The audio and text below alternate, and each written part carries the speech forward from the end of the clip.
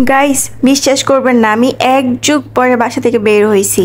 আমার কাছে তো তাই মনে হচ্ছিল যে আমি মনে হচ্ছে এক যুগ পরে বাসা থেকে বের হইছি।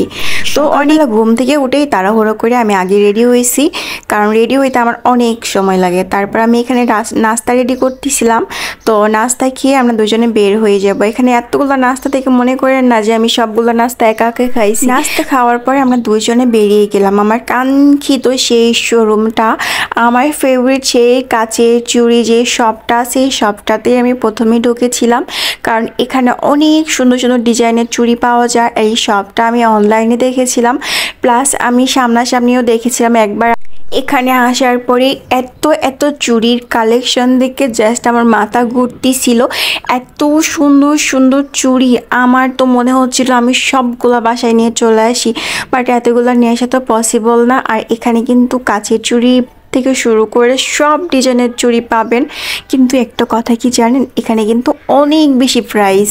তো আপনি বাইরে যে কালেকশনগুলো দেখবেন, যে চুড়িগুলো আছে, চুড়িগুলোর দাম কিন্তু অনেক কম বাইরে যেগুলো দেখবেন। বাট এই শোরুমে আসার পরে আমি একটা জিনিস খেয়াল করলাম, এখানে কিন্তু আপনার অনেক বেশি দাম। তো এত দাম দেখে আমার তো চুড়ি কেনার শখটাই মিটে গেছে, বাট আমি না কিনেই চলে আসছি। কারণ এখানে আমি যে টাকা দিয়ে চুড়ি কিনবো, বাইরে থেকে কিন্তু আমি 2 ডজন বা অনেকগুলো চুড়ি কিনতে পারবো। শুধু শুধু আমার টাকা কি আমার গায়ে কামড়ায় যে আমার এত এত টাকা দিয়ে আমার এখান থেকে চুড়ি কিনতে হবে? এখান থেকে আমি 1 ডজনের টাকা দিয়ে আমি বাইরে যে 3 ডজন চুড়ি কিনতে পারবো। শুধু শুধু টাকা নষ্ট করার তো কোনো দরকারই নেই।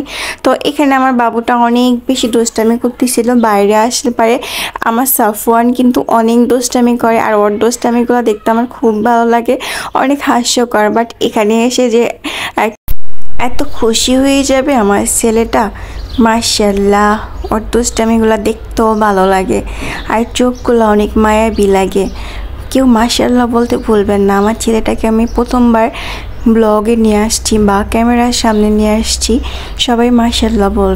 তারপর সাফওয়ান তার বাবার দোকানে আসছে। বাবার দোকানে আসার পরে তার বাবা তাকে খেলনা বের করে দিছে, হাতি, ঘোড়া, বিড়াল সব কিছু বের করে দিছে। অথচ খেলনা দিয়ে খেলার বয়স কিন্তু ছেলের এখনও হয় নাই, তারপরও তার বাবা তাকে দোকানে গেলেই খেলনা বের করে দেয়।